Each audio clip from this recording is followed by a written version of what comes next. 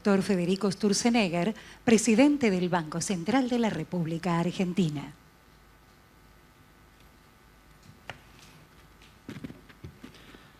Bueno, buenas tardes a todos. Desde ya muchísimas gracias por venir. A warm welcome to all of those who visit us from abroad. I know for many of you it has been a long trip, so we appreciate it very much that you're here. I'm going to continue in Spanish this introduction. Como decía, muchas gracias. Tenemos la gente que está mirando esto desde este salón. Hay mucha gente que lo está mirando desde streaming. Tenemos dos versiones del streaming en este momento, una que es básicamente como es la conferencia acá, otra que es en español estrictamente, y eso básicamente lo que nos obliga es a ser muy estricto con los horarios, porque hay una programación de la cual hay otra gente afuera que está pendiente. Estas jornadas las hemos diseñado como el año pasado sobre conceptos muy sencillos. El concepto es unas jornadas de política. Tiene el objetivo de escuchar, tiene el objetivo de aprender de aquellos que han transitado muchos de los desafíos que tiene el Banco Central de la República Argentina antes que nosotros, y diría yo exitosamente. Estábamos mirando el otro día la inflación promedio de los países, de la gente que ha venido a esta conferencia, es del 3,3% anual. La inflación promedio de los presidentes de bancos centrales, que vamos a estar todos juntos, ahí me tienen que sacar a mí, por supuesto, ¿no? Pero del resto de los presidentes de bancos centrales con los que voy a compartir el panel mañana es de 3%, así que podemos decir que efectivamente tenemos acá un grupo de gente que sabe lo que hace y del cual estoy seguro vamos a poder aprender muchísimo. Es un enfoque práctico y además hemos hecho las jornadas este año en un, yo digo, formato compacto. Tenemos básicamente, ahora les voy a contar de qué se tratan las jornadas, pero tenemos de trabajo esta tarde y mañana a la mañana. Ustedes saben que el Banco Central trabaja sobre tres grandes ejes. El eje de la desinflación es yo diría, el principal, el eje del desarrollo del sector financiero y el eje de la eliminación del efectivo. Las jornadas de este año van a estar focalizados primordialmente en los dos primeros objetivos, el de la baja de la inflación y el desarrollo del sector financiero. Un par de comentarios sobre eso. Cuando pensamos el proceso de desinflación que empezó con este nuevo gobierno, nosotros distinguimos 4 etapas que ha vivido el proceso de desinflación a esta altura. Tuvimos una primera fase que duró los primeros 3 meses, que fue una corrección inicial, podríamos llamarlo así. Fue un proceso en el cual tuvimos que lidiar de alguna manera con algunos pasivos que heredamos y que nos obligó en esos primeros 3 meses a absorber un 25% de la base monetaria. Así que fue un primer momento yo diría, de correcciones y acomodamiento. A partir de marzo del año pasado ya focalizamos plenamente la política monetaria en la desinflación. No sé si ustedes se acuerdan, la tasa de interés de política monetaria se ubicó en 38% nominal. Phil, this is not 38 basis points, it's 38% nominal, y la verdad que produjo una rápida desinflación de la economía argentina. De hecho, en la segunda mitad del año pasado la inflación fue promedio el 1,4% por mes, lo cual ubicaba la inflación anual en el orden del 18% anualizado. O sea que esa política monetaria tan dura, que comenzó por allá por marzo, el 1 de marzo del año pasado, tuvo su correlato en una rápida desinflación, como decía, en el segundo semestre. Por supuesto, a medida que la inflación fue cayendo, uno por supuesto va acomodando las tasas nominales al proceso de desinflación que va observando y va anticipando. Tuvimos un proceso entonces de relajamiento de la política monetaria que por supuesto fue muy gradual y que básicamente se produjo en toda la mitad del año pasado, básicamente yendo hasta febrero. Y nosotros lo hemos hablado varias veces, ese relajamiento resultó ex post, o sea, resultó a la postre quizás excesivo y nos generó un crecimiento de la inflación en los meses de febrero, marzo, abril de este año. Cuando nosotros empezamos a ver esta dinámica en el mes de febrero, a partir del mes de marzo empezamos, yo diría, un nuevo ciclo contractivo de la política monetaria que básicamente ha perdurado, yo les diría, hasta ahora, y que permitió nuevamente a partir de mayo una nueva desaceleración, ubicando la inflación de los últimos 4 meses de nuevo en ese 1,4% que habíamos tenido en la segunda mitad del año pasado. En realidad, en este momento el Banco Central está con su posición de política monetaria, yo diría casi más restrictiva, en básicamente el juego entre las tasas de política monetaria y las expectativas de inflación. Diría que es el momento de mayor dureza de la política monetaria. Como lo hemos dicho, en este momento estamos buscando acercar la inflación en los últimos meses del año a un entorno cercano al 1%, que es lo que le daría credibilidad y le da credibilidad a nuestra meta del 10% más menos 2 que tenemos para el año que viene. Así que para nosotros es muy importante y eso básicamente lo que implica para el grupo que conduce la política monetaria en el Banco Central, que en este momento no están dadas las condiciones para un relajamiento de la política monetaria. O sea que no están dadas para nada las condiciones para un relajamiento de la política monetaria en los próximos meses. El año pasado, cuando estábamos discutiendo esto, dijimos que bajar la inflación iba a alentar el crecimiento económico. En este momento podemos decir que la inflación está en los valores más bajos de los últimos 7 años. Les repetía, en los últimos 4 meses, la inflación promedio de esos 4 meses anualizados es del 18,2%. Si miramos los últimos 14 meses, la inflación de esos 14 meses es anualizada del 21%. Y efectivamente, a partir de la desaceleración de la inflación en el segundo semestre del año pasado, tal cual nosotros habíamos anticipado, la economía iba a volver a transitar una senda de crecimiento, que obviamente fue muy incipiente en el tercer trimestre, pero que realmente ha sido bastante vigorosa desde el cuarto trimestre en adelante. ¿Por qué es que la baja de la inflación viene acompañada o se acompaña por una recuperación del crecimiento? Porque la baja de la inflación tiene efectos benéficos por el lado de la demanda y por el lado de la oferta. Por ejemplo, una baja en la inflación aumenta la confianza del consumidor. Eso estadísticamente lo podemos verificar. Una baja de la inflación baja el impuesto inflacionario, con lo cual básicamente aumenta el poder adquisitivo. Sobre todo, siempre también lo dijimos, que la baja de la inflación tenía un sentido profundo de equidad distributiva, porque es un impuesto que pega más entre los que menos tienen, entonces la baja de la inflación alivia del impuesto inflacionario, también alentando la demanda, y la baja de la inflación aumenta el crédito. Entonces también estimula y ayuda a la demanda por el lado del crédito. Y también primordialmente es un shock de oferta la baja de la inflación, porque la baja de la inflación baja el costo del capital, que es el que se ha ido produciendo en Argentina en el último año. A medida que baja la inflación funciona mejor el sistema de precios. A medida que baja la inflación cae el pass-through, que también es una manera de medir que mejora el funcionamiento del sistema de precios. El pass-through, que había sido 0.78, o sea, aproximadamente 0.8 entre el año 2011 y el 2015, en los últimos 15 meses ha sido de 0.18. Con lo cual eso también nos ha ayudado. Así que parte, digamos, de lo que vamos a estar tratando ahora, lo voy a sintetizar, tiene que ver con este proceso de baja de inflación y, bueno, y como volver a juntar como energía y fuerza como para la parte que viene de acá en adelante. La segunda pata tiene que ver con el crédito. Yo decía, la baja de la inflación fomenta el crédito. De hecho, el crédito en términos reales en el último año ha crecido un 20% en términos reales. Y si uno mira en estos últimos 4 meses, que les vuelvo a decir, la inflación está en un anualizado del 18%, el crédito está creciendo una tasa anualizada del 60%. Nominal, ¿no? Pero real es tremendamente importante. Las tasas en pesos han caído respecto a los valores que tenían en el 2015, las tasas en dólares han caído respecto a los valores que tenían en el 2015. En algunos casos la caída en las tasas de interés es dramática, por ejemplo los créditos hipotecarios, porque efectivamente si no había créditos hipotecarios uno podría pensar que la tasa de interés era infinito. Si no hay, es que el precio es infinito y efectivamente hoy la gente en Argentina está accediendo a créditos hipotecarios a las tasas reales más bajas en la historia, ¿no? Y creo que eso hemos visto su correlato en el crecimiento de ese mercado. Con esto como telón de fondo, hemos organizado las jornadas sobre 3 bloques. Entonces un primer bloque, que va a ser el primero que vamos a abordar ahora inicialmente, es bueno, ver cómo está el mundo, ¿no? También Argentina empieza un proceso de mayor apertura al mundo, de mayor integración, entonces queremos saber cómo está el mundo.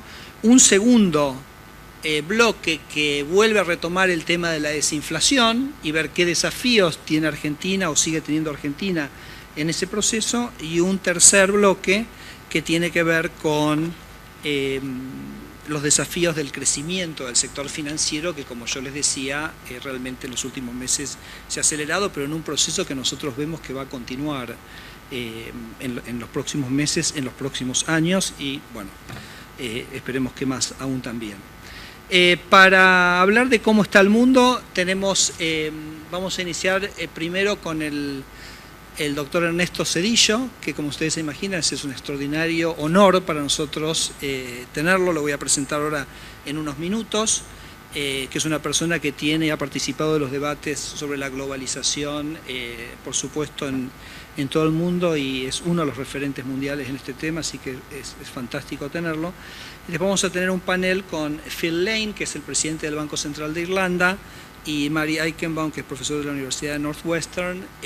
Los dos en realidad vienen de la academia, más allá de que Phil en este momento está en una responsabilidad de política, y bueno, ellos nos van a dar también su visión sobre la economía global. Phil, por ejemplo, ha trabajado durante muchísimo tiempo en la temática de los desequilibrios globales, o sea, tiene una visión totalmente global de los temas, pero nos va a dar, por supuesto, su visión global con un cierto foco en Europa, mientras que Marty lo va a hacer con un foco en Estados Unidos. Después vamos a pasar al segundo panel de la tarde, donde vamos a estar hablando sobre las dinámicas de desinflación. Ahí también tenemos 3 panelistas que es realmente una gran alegría poder tenerlos y que estén acá con nosotros. Carlos es el presidente del Banco Central de Paraguay, ganó el año pasado el premio al mejor banquero central del mundo. Carlos tiene una economía que el año pasado tuvo una inflación del 3,2% y tiene una economía que en los últimos 10 años su inflación promedio fue del 3,9%, así que creo que tenemos bastante para aprender. Y por supuesto lo tenemos al gran decano de los banqueros centrales de Latinoamérica, también una persona de la que aprendemos mucho, que es Julio Velarde, presidente del Banco Central de Perú por los últimos 11 años. Julio también vino de una economía que el año pasado tuvo una inflación del 3,2%, anual, les estoy diciendo. Y promedio los últimos 5 años, espero no equivocarme, Julio, del 5,1%. Y Carlos Bex, el economista jefe del Banco Mundial para Latinoamérica, que ha sido un gran estudioso de los procesos de desinflación, sobre si los procesos de desinflación tienen que ser basados en la tasa de interés, en la cantidad de dinero o en el tipo de cambio. Ha estudiado la experiencia de Europa del Este, ha estudiado durante muchísimo tiempo los procesos de desinflación, así que también va a ser un placer y interesantísimo escucharlo. Ahí, una vez que terminamos, eso va a ser las actividades abiertas de la tarde. Después vamos a pasar a una cena. Lamentablemente no tenemos lugar para invitarlos a todos a la cena, así que aquellos que estén invitados para la cena, sí, nos vamos a ir directamente cuando cierra la última sesión al museo, que vamos a tener la cena, donde lo vamos a tener Andrés Velasco. Como ustedes saben, fue el ministro de Economía durante la primera presidencia de Michelle Bachelet, que va a hablar sobre la economía política del populismo y del postpopulismo. Eso sería el programa para hoy. Mañana vamos a arrancar 8:30. Recuerden que estamos en streaming, con lo cual hay que arrancar 8:30. 8:30 puntual vamos a arrancar, así que a levantarse temprano mañana para estar acá. Y ahí vamos a tener un panel muy interesante, que es sobre 3 países que han tenido en sus procesos de desinflación crecimientos muy significativos de sus sistemas financieros. Vamos a tener a Marek Belka, de Polonia. En Polonia el sistema financiero se multiplicó por 3 desde el año 1990. Marek fue presidente del Banco Central de Polonia y Marek fue primer ministro de Polonia. Entonces va a ser muy una persona con una visión también de los temas globales interesantísima, aunque acá le vamos a estar pidiendo que nos hable sobre qué desafíos encontró Polonia a medida que ese sector financiero crecía a ese ritmo tan vertiginoso, como repito, multiplicándose por 3 en unos pocos años. Erkan Kilimci es el vicegobernador del Banco Central de Turquía, nos va a contar sobre la experiencia del crecimiento del sistema financiero en Turquía, que se multiplicó por 5 entre el año 2003 y el año 2016. Así que también ahí es una experiencia a ver qué problemas. Y finalmente también un gran placer traerlo y que esté acá con nosotros Luis Linde, que es el presidente del Banco Central de España. En España el sistema financiero se multiplicó por 2 entre el año 2001 y 2009. Así que queremos que compartan con nosotros las experiencias, cuáles son las cosas que nosotros tenemos que estar atentos en el proceso propio de crecimiento nuestro. Finalmente, mañana a la mañana vamos a tener una presentación de Carmen Reinhardt, que seguro todos ustedes o muchos de ustedes ya saben quién es profesora en la Kennedy School of Government, y lo que va a hacer ella es juntar las dos paneles. O sea, va a hablar de la relación entre desinflación y sector financiero, así que es como una síntesis realmente muy interesante que ella va a hacer sobre cómo los dos temas de los paneles anteriores se juntan. Y finalmente vamos a tener un panel final, que bueno, ese va a ser medio libre, donde todos los banqueros centrales que han venido nos vamos a estar acá en un panel, y bueno, ahí van a poder preguntar todas las cosas que quisieron preguntar y que nunca se animaron. ¿Okay? Bueno, listo, con eso entonces termino mi presentación y ya paso bien en tiempo a presentarlo a Ernesto, que creo que todos queremos escucharlo. No necesita introducción, es más un agradecimiento el que queremos hacer. Como ustedes saben, Ernesto fue presidente de México entre los años 94 y el año 2001. Podríamos decir, no sé Ernesto si lo puedo decir, que fue el que realmente trajo vida a la democracia en México. De alguna manera transformó el sistema político mexicano en algo bastante diferente y la convirtió en una verdadera democracia. Y bueno, esos procesos de transformación, además procesos de transformación sin crisis, son muy difíciles de lograr. Hay muy pocos líderes que logran hacerlo. Ernesto es uno de ellos. Y eso justamente le da la estatura que tiene. Fue secretario de Educación, fue secretario de Programación y Presupuesto previamente, y empezó su carrera en el Banco de México, que es el motivo por el cual vino, ¿okay? Porque tiene su corazoncito con los bancos centrales. Así que en este momento es, como yo decía, es una persona central en el debate sobre globalización. De hecho, maneja el Centro para Estudios de Globalización de la Universidad de Yale. Y sin más con eso, Ernesto, te paso la palabra. Me dijo tenemos 45 minutos, así que él va a tomar unos 35 minutos de presentación, así después tenemos 10 minutos para preguntas. Gracias.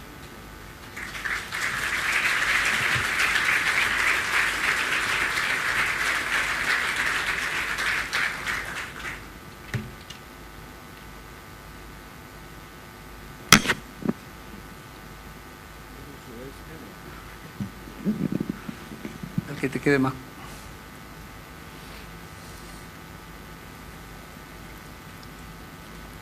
Bueno, Federico, cuando me mandaste el programa estaba en inglés y eso me llevó a suponer que la conferencia era en inglés. Es en lo que quieras.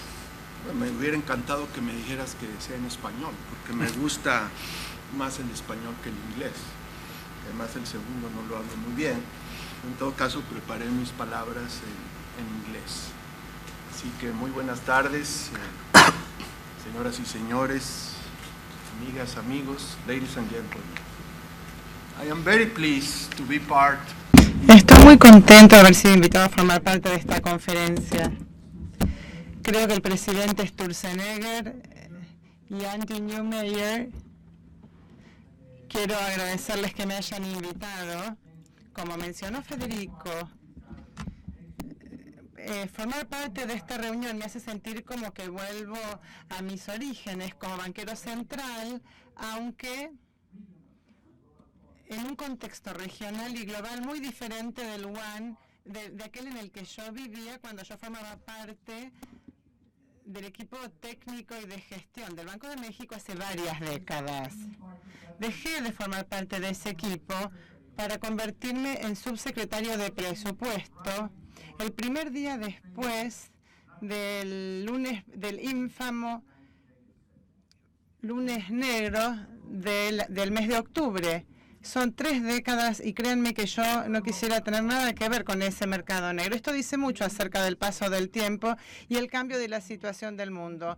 Cuando este grupo viene a la bella Buenos Aires para deliberar acerca de la desinflación y la estabilidad financiera, Obviamente, si esta conferencia hubiese tenido lugar hace 30 años, el título hubiese sido, seguramente, Inflación y estabilidad financiera. Después de todo, la inflación era la punta del iceberg de muchas de las enfermedades que afectaban a nuestra región latinoamericana en ese momento, como había sido antes también en algunos países ricos, incluidos los Estados Unidos.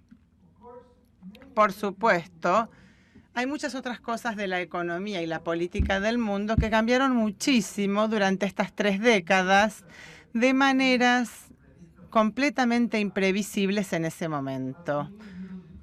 Sabíamos muy poco de que literalmente estábamos a punto de ver la caída del muro de Berlín y el colapso de la Unión Soviética. Tampoco sabíamos mucho acerca de que estábamos por ver una aceleración dramática de la globalización y con ella un cambio dramático en la distribución del poder económico mundial con el surgimiento de una serie de economías emergentes, la más remarcable, China. Probablemente no hubiésemos podido imaginar que estábamos a punto de ver una gran expansión en el uso del cambio del valor a nivel mundial por parte de los grandes fabricantes y minoristas que tienen que ver con los procesos de producción con empresas ubicadas en distintos lugares del mundo. Es una evolución que ha tenido consecuencias profundas en el patrón internacional de producción y comercio.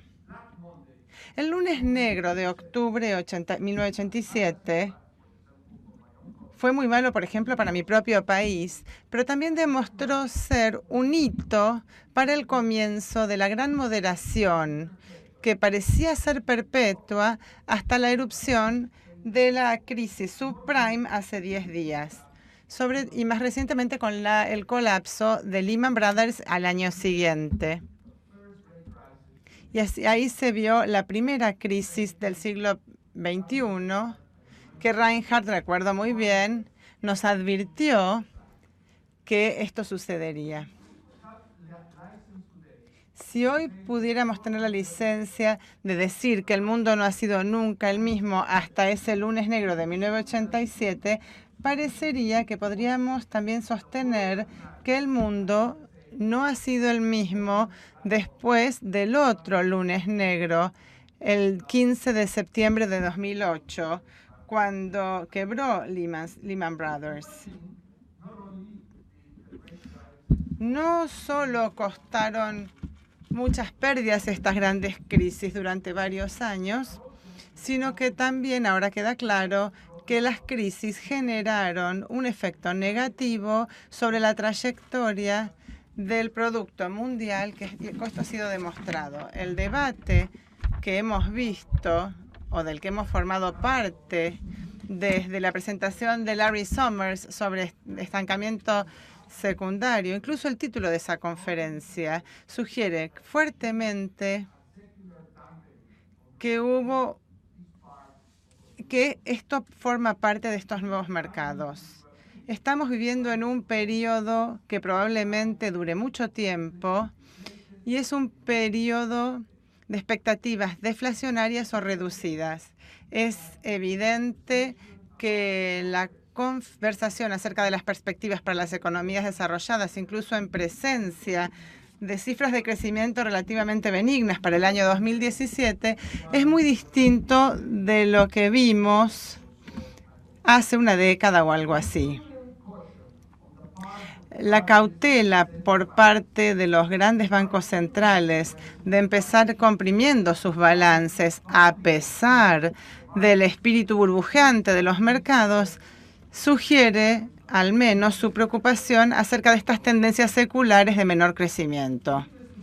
No hace falta decir que en términos prácticos no hay ninguna economía que se haya salvado de esta crisis de expectativas de crecimiento deflacionarias. Y esto es especialmente pertinente y es importante que lo digamos al reunirnos en una de las grandes ciudades de América Latina.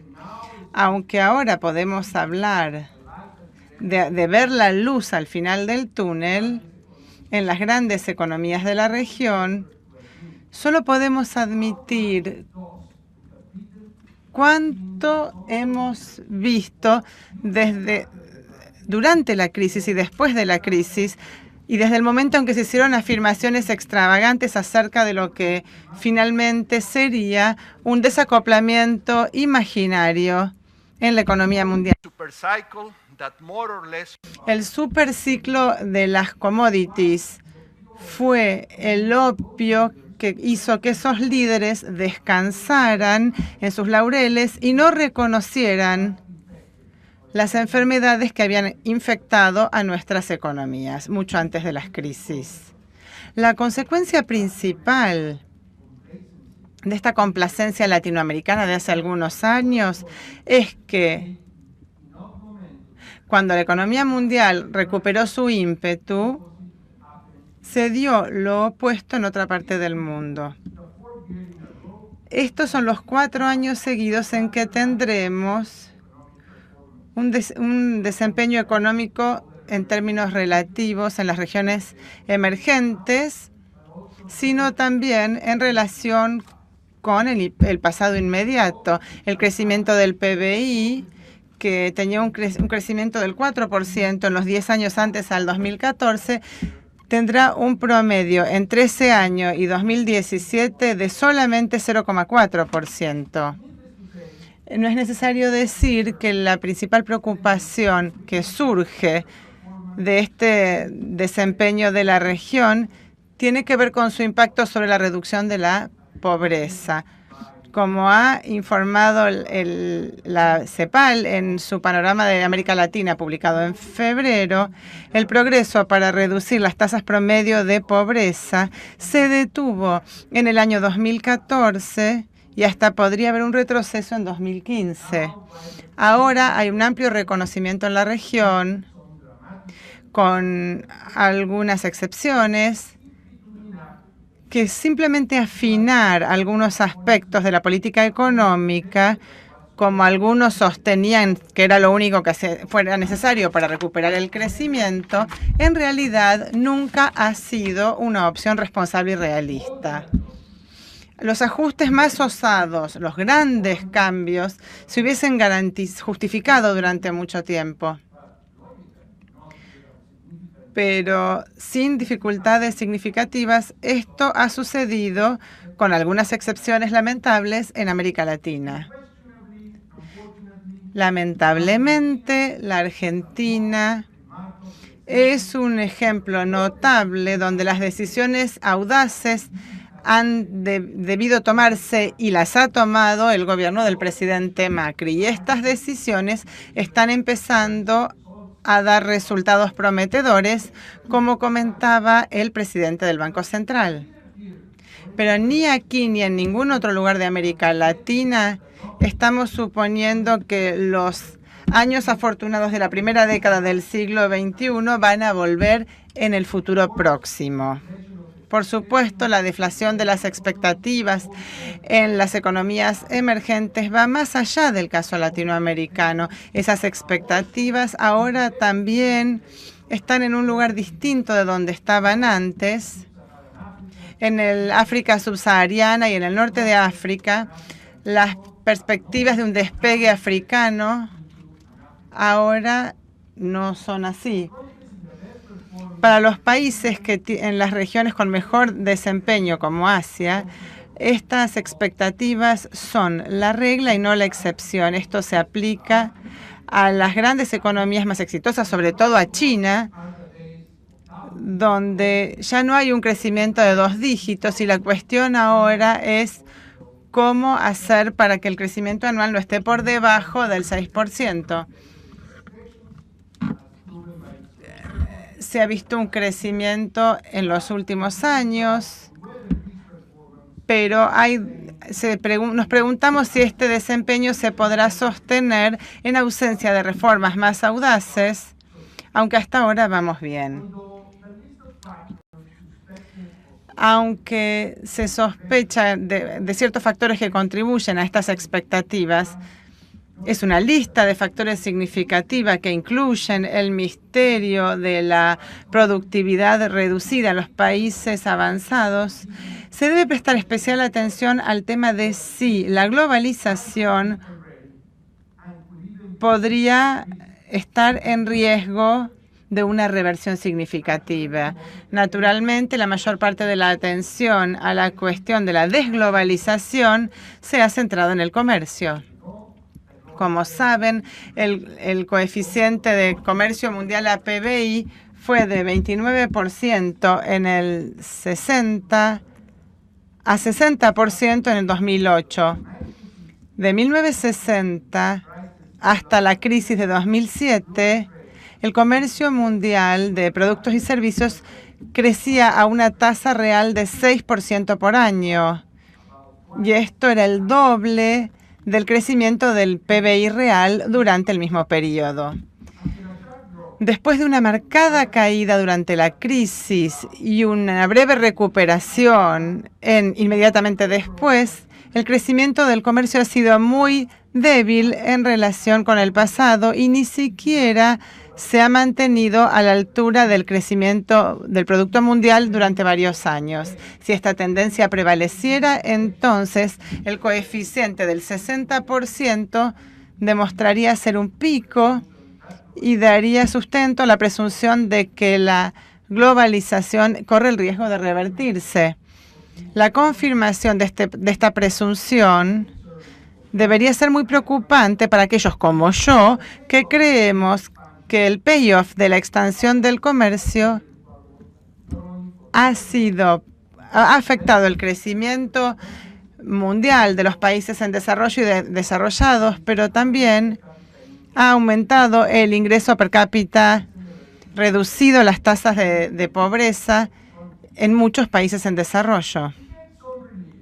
Lo que nos alivia un poco de estas preocupaciones es lo que dicen aquellos que sostienen empíricamente que para la mayoría de los casos esta desaceleración del comercio se ha dado por factores cíclicos como la debilidad de la demanda agregada causada por la reconstrucción de los balances. Y ese ha sido el caso durante varios años en la zona del euro y más recientemente incluso en China y otras economías emergentes. También está la cuestión de si el proceso de integración mundial puede deberse a un proceso de desglobalización financiera que ha sucedido durante los últimos 10 años a medida que aumentaron un 65% los flujos de capitales transfronterizos. No hay causa de alarma, dado que la mayor parte de la contracción de los préstamos internacionales se pueden explicar debido a lo que ha pasado con algunos bancos europeos y estadounidenses que para responder a las pérdidas de crédito tuvieron que responder a través del extranjero. Desde esta perspectiva observamos la globalización financiera que está reflejando un apalancamiento cíclico y una evolución benigna. Sea como sea, un análisis de la desaceleración del comercio reconoce que puede haber otros factores en juego que no deberían ignorarse. Esos factores estructurales no cíclicos permiten una desaceleración y esto lo sugiere el hecho de que la desaceleración comenzó antes de la crisis, a mediados de la década de 2000, primera década del siglo. Entre los factores hay algunos que no deberían ser preocupantes porque reflejan evoluciones que deberían haberse esperado o previsto, como haberse completado la fase de rápida integración de China en la economía central y europea, en la economía mundial, una transición que por definición no podía seguir para siempre. Otra sería que la fragmentación internacional de producción debido al desarrollo de la cadena de suministro ha llegado a una meseta consistente con los avances de las tecnologías de la información y del transporte, dado que estas tecnologías siguen haciendo suficientes progresos en los próximos años. Pero hay otras circunstancias no cíclicas que deberían ser una verdadera preocupación. Una, por supuesto, que los esfuerzos multilaterales para liberalizar el comercio han fracasado durante muchos años. Con la ronda de Doha, a pesar de las múltiples promesas que se hizo en el G20 después de la crisis, dijeron que se completaría con éxito esta ronda. Otro es el aumento del proteccionismo, que silenciosamente, de alguna manera, evitando aumentos a gran escala en el nivel promedio de protección de fronteras, sin embargo, han estado teniendo lugar durante varios años, a pesar de las solemnes promesas que se hicieron en el G20.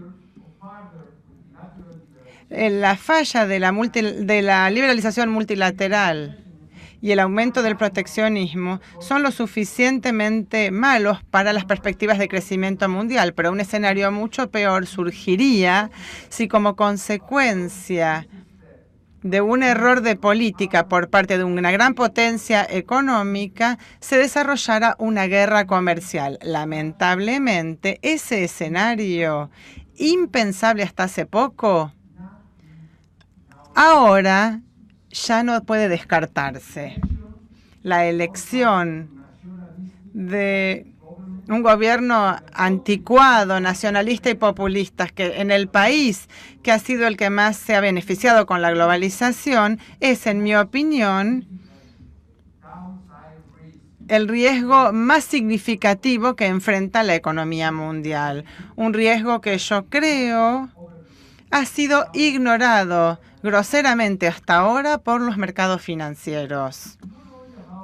No solo tiene que ver con las amenazas que se hacen en la campaña electoral, como la imposición unilateral de límites a ciertos socios comerciales y ahora ignorar la autorización de la OMC, pero más bien tiene que ver con los hechos que ya se han materializado, como retirarse del TPP y abrir una renegociación del NAFTA. Lo que verdaderamente me preocupa acerca del futuro de la globalización y el crecimiento mundial.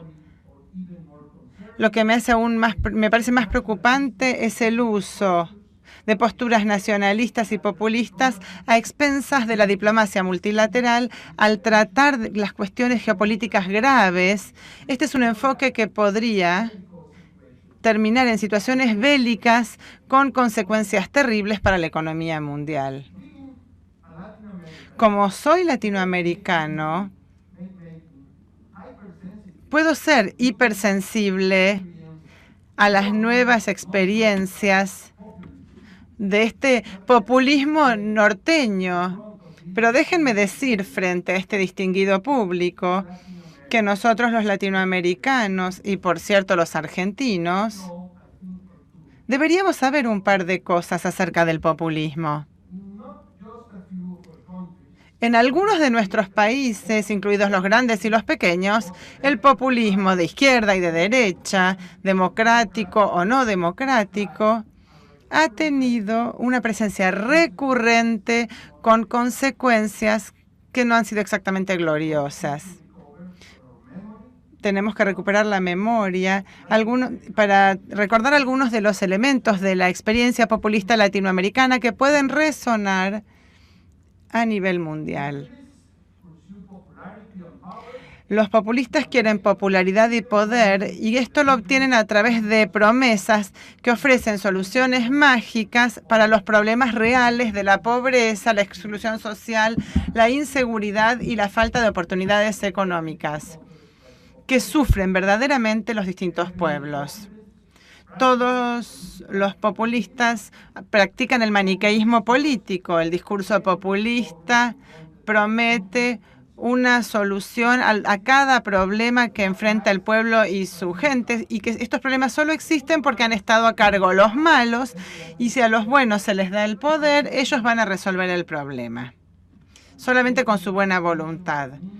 Y toman la persuasión y la utilizan basándose en la pasión, el prejuicio y la ignorancia, y esta es una experiencia frecuente en el populismo latinoamericano típico. Todos sostienen no solamente estar recurriendo a la gente, sino también dicen encarnar al pueblo. Sin embargo, para los populistas, los pueblos son solamente aquellos que los apoyan o al menos los toleran.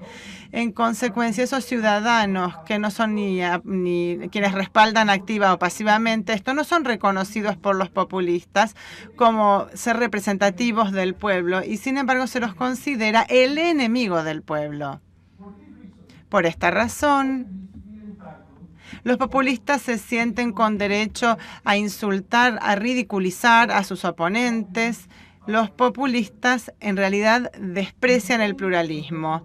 En nombre de ser quienes representan al pueblo, los populistas se arrogan el derecho de abusar del poder. Tan pronto tienen el poder, después de todo lo que hacen, dicen hacerlo en nombre y en beneficio del pueblo. Toman las instituciones estatales, las debilitan, incluso eliminando las barreras entre el líder y la masa, con esa excusa, y con lo que quede de esas instituciones, los populistas las utilizan como instrumento para mantener y aumentar su propio poder, y en particular los populistas, con medios legales o ilegales, incapacitan a las instituciones que existen para poner los contrapesos necesarios del Poder Ejecutivo. Llegan al extremo de hacer cambios en la Constitución de sus países o hacer enmiendas para aumentar y mejorar y extender su poder, permitiendo incluso elecciones repetidas que antes no existían. Y además hacen cualquier cosa que esté a su alcance para suprimir a la sociedad civil. Esa misma actitud se aplica en cuanto a la libertad de prensa. Al comienzo y mientras sobreviva, la prensa libre se considera oposición política. Para el populismo, ninguna oposición es legítima porque solo ellos se supone que son los que pueden hablar en nombre del pueblo. Los líderes populistas son eficaces en lograr que quienes los apoyan crean que forman parte de algo histórico y único, como una revolución social profundamente transformadora o una resistencia contra el imperialismo extranjero. Entonces, no nos sorprende que algunos líderes populistas latinoamericanos, incluso elegidos democráticamente, se hayan transformado en autócratas o en dictadores directamente.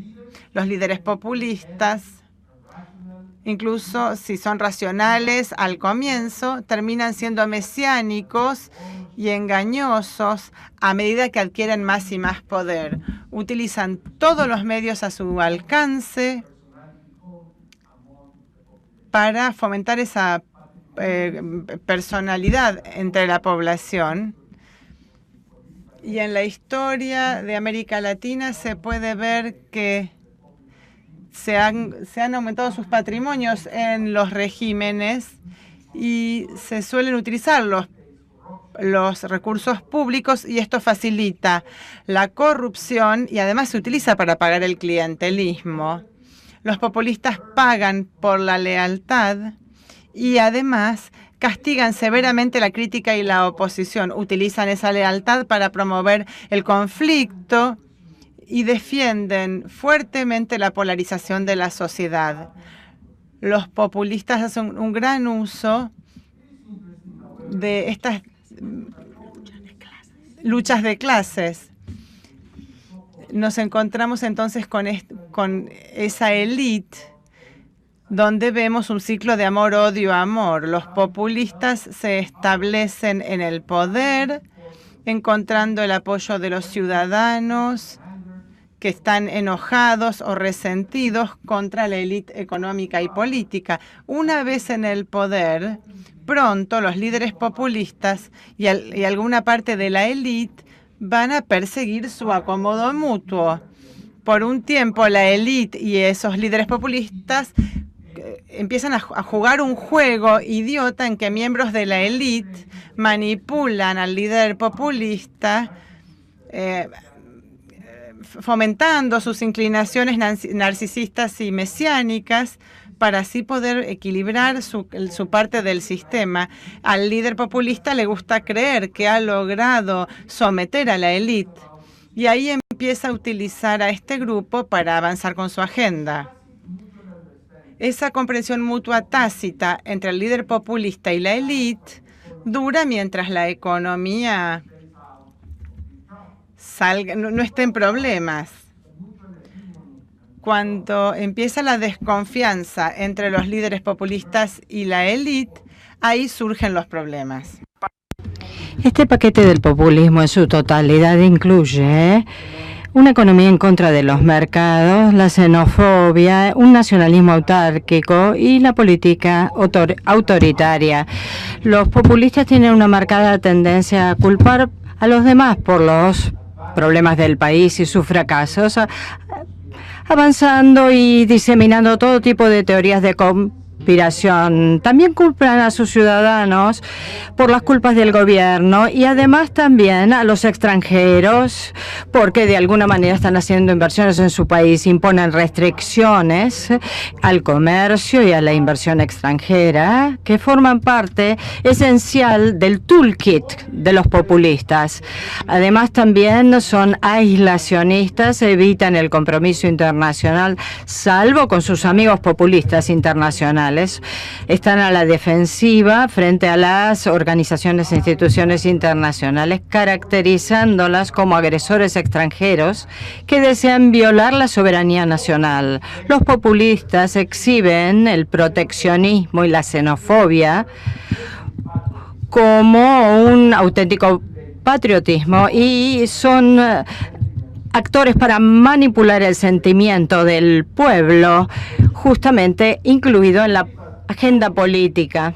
En forma cruda pero lógica, los gobiernos populistas prometen que sus países van a ser más independientes de los extranjeros, pero los transforman en países más dependientes y vulnerables ante las potencias extranjeras.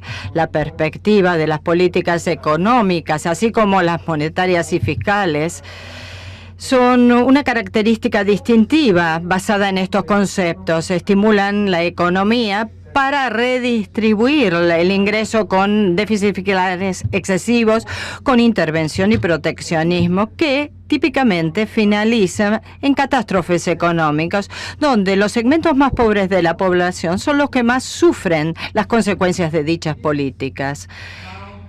Es absolutamente sano decir que, como regla, los gobiernos populistas y sus líderes han fracasado en América Latina. Podrían haber tenido periodos de aparente éxito, explicados irónicamente por ejemplo, las condiciones favorables internacionales que eran temporarias, pero invariablemente, en definitiva, llevaba a una parálisis total política y económica y a resultados sumamente tristes. Si recordamos bien la historia que hemos vivido de manera analítica y reflexiva, mucho más de lo que yo acabo de hacer, es pertinente destacar lo siguiente. Primero, debemos decidir que aquellos que están jugando con sus experiencias populistas de alguna manera se documenten bien de los fracasos que tuvo el populismo. La gente sabe que en lugares remotos conocen lo que nos ha ocurrido. Escuchamos, sí, el sonido de las sirenas y así nos ha ido. Y segundo, algo caro a nuestros corazones, queremos evitar las repeticiones de la historia en nuestros países, dado la decepción que ha tenido la región como desempeño económico durante los últimos 4 años y junto con lo que está ocurriendo en el norte, tenemos que tener mucho miedo de los populismos en América Latina. Esto podría ser posible, aunque no tenemos absoluta certeza. Esto es importante tener en cuenta que cuando son negativas las expectativas del pueblo en cuanto a su cimiento, ascienden los demagogos en el poder con sus ideas maniqueas y falsas para resolver las aflicciones del pueblo. De manera que esa retórica agresiva del norte hoy en día está favoreciendo también el surgimiento de los sentimientos, por supuesto, xenófobos, aislacionistas y en contra de las grandes potencias. Tengo confianza que el riesgo de este populismo que está resucitando en América Latina no se va a producir. Permítanme mi opinión en 3 temas. Primero, nuestro electorado no va a tener que retrotraerse mucho en la historia para visualizar las falacias del populismo en América Latina.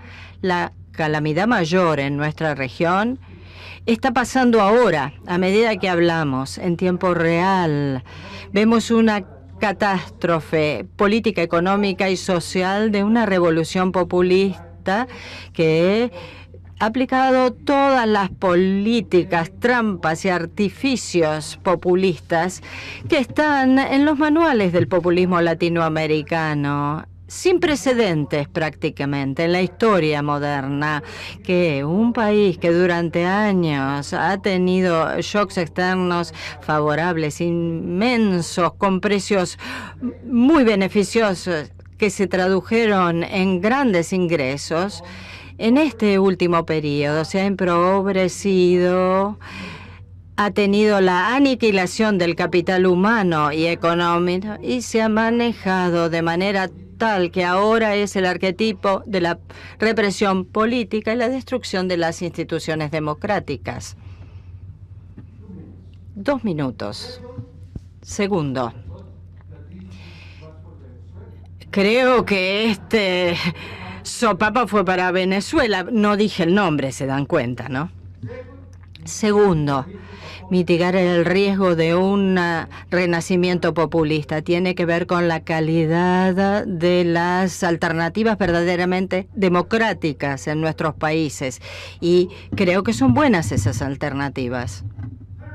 Tercero, y espero que irónicamente pueda decir que justamente ese populismo en el norte que está creciendo en este momento no nos va a llevar a volver a caer en el populismo en América Latina. Creo que los populistas del norte ya serán desacreditados rápidamente debido a sus incongruencias flagrantes, sus conceptos absurdos y sus acciones de política. Tengo confianza en que el sistema de frenos y contrapesos pueda ayudar a reformular y a sostener ese sistema en América Latina para que no se vea afectado negativamente por el populismo del norte, aplicando medidas ejemplarizantes y correctivas que de alguna manera van a fortalecer nuestras prácticas democráticas. Yo siento pena por nuestros amigos del norte, mientras nosotros en América Latina estamos tratando de hacer lo correcto para el desarrollo. No se olviden que la coordinación, cooperación, interdependencia y solidaridad internacional están siempre a favor de nuestros intereses nacionales. Deseo sinceramente que estos valores de manera efectiva y ardiente promoverán el accionar del gobierno argentino en los próximos años y sobre todo en ocasión de la reunión del G20 el año próximo. Muchas gracias.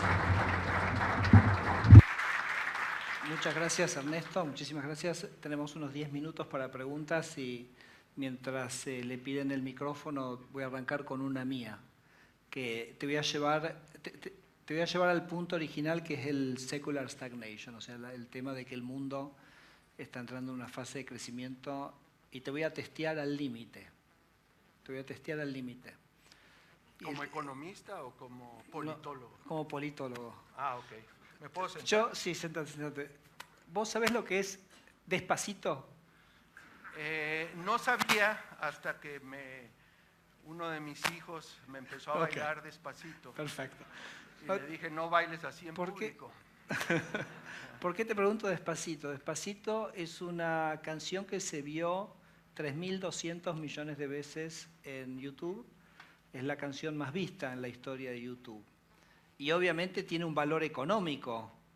O sea, alguien lo vio y recibió un valor de consumo. Entonces, la pregunta apunta a, ¿tendremos un problema de medición del crecimiento global en este mundo donde tantas cosas las estamos consumiendo, donde no hay un precio, no hay un mercado y por consiguiente no están en las estadísticas? Lo tenemos acá el director del Instituto de Estadística de Argentina, así que...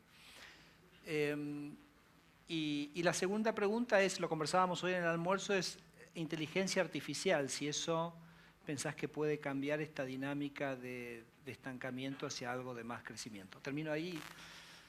Bueno, sí, yo creo que hay muchas hipótesis para explicar tanto la reducción en el crecimiento de la productividad y por lo mismo si realmente estamos en una trayectoria de crecimiento del PIB global y nacional muy distinta a la que teníamos antes.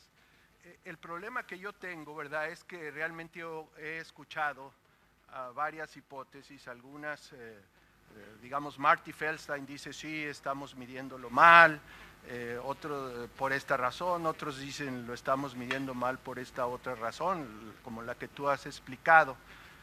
Pero la verdad de las cosas es que mientras no tengamos otra medición, que debemos procurar hacerla, si es que es posible y debería ser posible, ¿verdad? Tenemos los datos que tenemos y conforme esos datos, pues estamos produciendo a un ritmo de crecimiento menor que el que se tenía antes, y si no creemos que eso está pasando, bueno, pues hay que ver lo que la gente, cómo se comporta la gente políticamente. Yo creo que sí vivimos en una era de expectativas disminuidas, de expectativas aplanadas en relación a los años anteriores de la crisis, y eso ha sido terreno fértil para el surgimiento y en algunos casos resurgimiento del populismo, y eso es algo muy objetivo que está ocurriendo, no podemos negarlo. Ahora, parte de eso pues es un problema de transición causado por el cambio tecnológico que efectivamente ha afectado a mucha gente en los países desarrollados y promete afectar a gente también en los países en desarrollo. Y claro, a ese cambio tecnológico le ponen nombre y apellido, comercio internacional. Los políticos, o sea, no hablan de políticas que no se han hecho en sus países para facilitar esa transición y apoyar a la gente para que puedan vivir en esa transición. No hablan del cambio tecnológico porque no lo entienden, aunque lo usan para difundir hechos alternativos y noticias falsas, ¿sí? Lo aprovechan muy bien para adquirir poder político y culpan a los extranjeros, culpan al comercio internacional por cosas que ellos debieron haber enfrentado con políticas domésticas.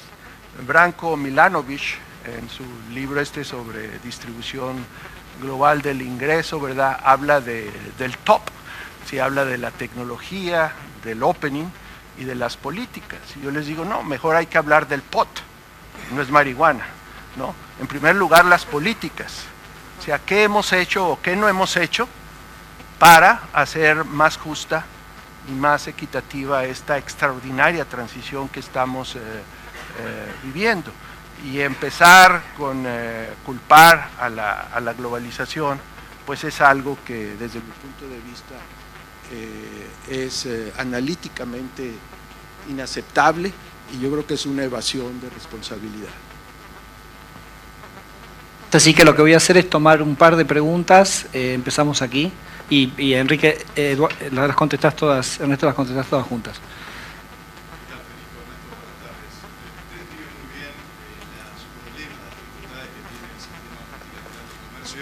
En particular el acta de defunción que tiene hoy la ronda de Doha y las pocas expectativas que hay en ese sentido. Sin embargo, en los hechos, usted habla de un proteccionismo y la pregunta es si estamos más en presencia de un nuevo bilateralismo en las relaciones comerciales internacionales, como lo estamos viendo en el resurgimiento del G2, Estados Unidos y China, en también la negociación del NAFTA, que me gustaría su visión de dónde va a terminar esa negociación. En particular, yo veo que vamos a llegar a un nuevo NAFTA quizás con más requisitos de reglas de origen en términos particulares de componente nacional para la producción de cada país. Así que mi pregunta tiene tres componentes. Primero, Ernesto, ¿estamos en presencia de un nuevo bilateralismo? Segundo, ¿cómo ve la relación o el outcome que pueda tener el nuevo NAFTA? Y tercero, si en esta relación del nuevo NAFTA, lo que México, y por su influencia como pensador y public policy maker de México, es una oportunidad para abrirse al resto de los países de América Latina y negociar acuerdos comerciales bilaterales en el marco de ALADI. Tenemos, Ernesto, si te parece, tomamos un par de preguntas, si hay alguna otra y ya las contestás todas juntas. ¿Tenemos alguna otra? Si es que me acuerdo. Sí, allá atrás.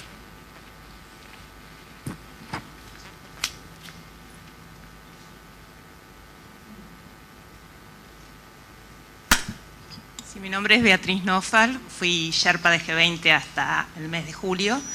Como terminó su exposición hablando de G20 y mi pregunta es, dada la caracterización que hizo del contexto mundial y global, ¿usted cuáles creen que deberían ser las prioridades de Argentina para el G20 en 2018? Esa es la primera pregunta. Y vinculada con esta, Argentina puso, y esto lo ha dicho el presidente de la Cumbre de Hamburgo, lo ha manifestado el jefe de gabinete, entre sus prioridades el tema del empleo, el futuro de trabajo, la agenda digital. ¿Usted cree que, digamos, poner estos temas en la agenda y ser la voz de Latinoamérica, como se ha dicho en el G20, es una mejor manera de abordar algunos de los problemas de la globalización sin discutir la globalización, pero sí construir iniciativas y puentes, ¿no?, en el sentido de una mejor globalización? No discutir si una mayor o una menor, sino una mejor globalización, una globalización más justa y más inclusiva. Te damos los 2 minutos.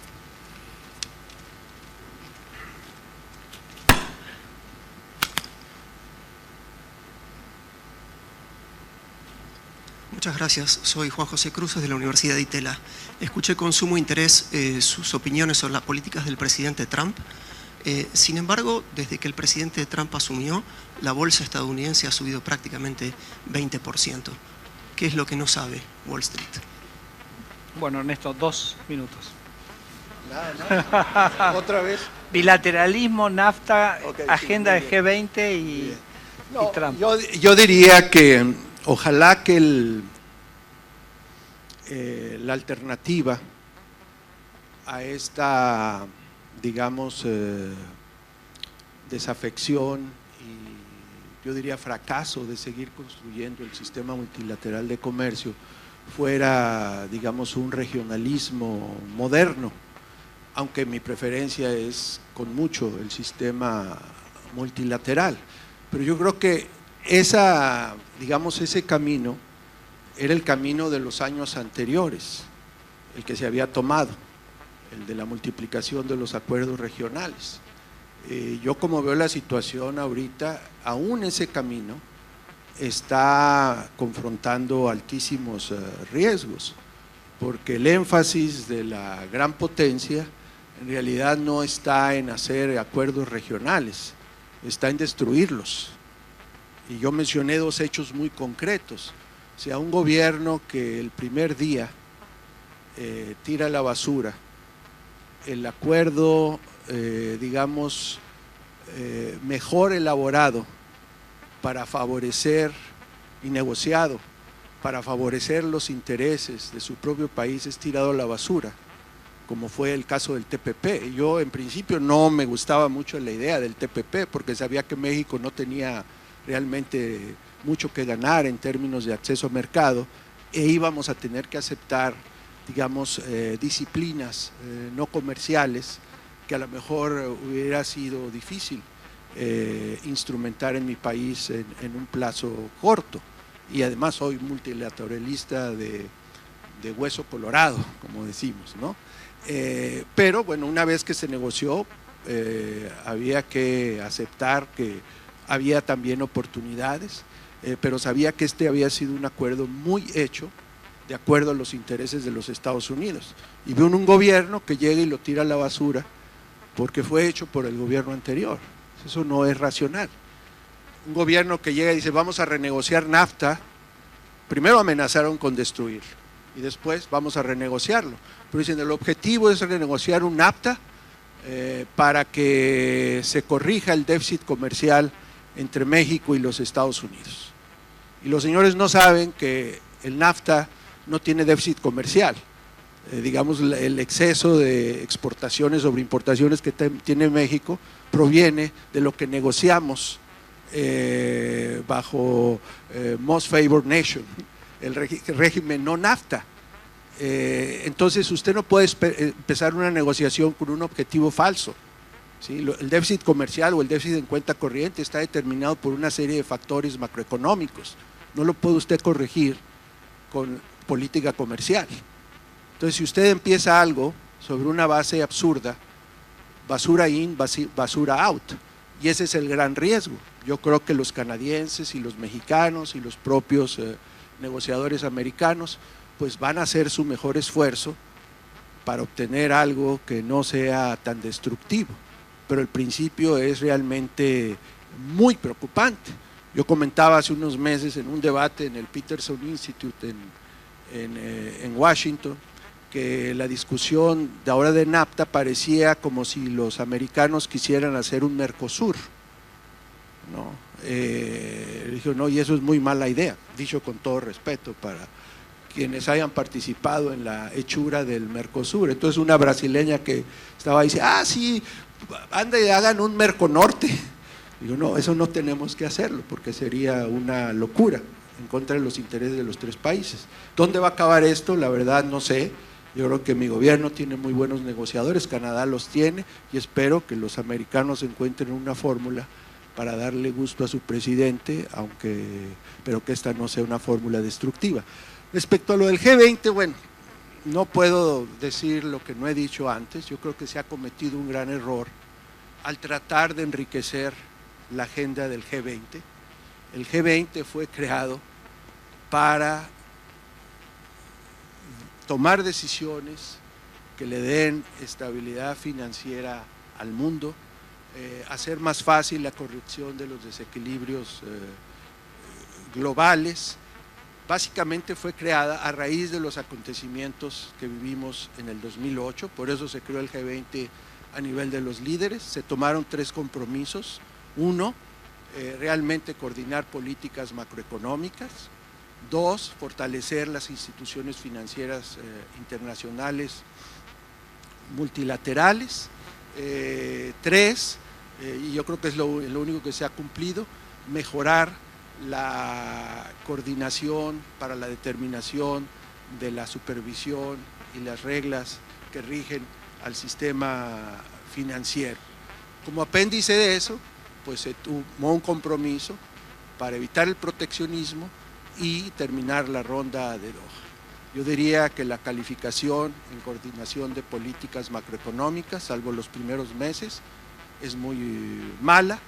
Segundo, no se han reformado realmente a fondo el Fondo Monetario ni el Banco Mundial, ¿sí? Y el único lugar donde les daría un pase es en la cuestión de regulación y supervisión financiera.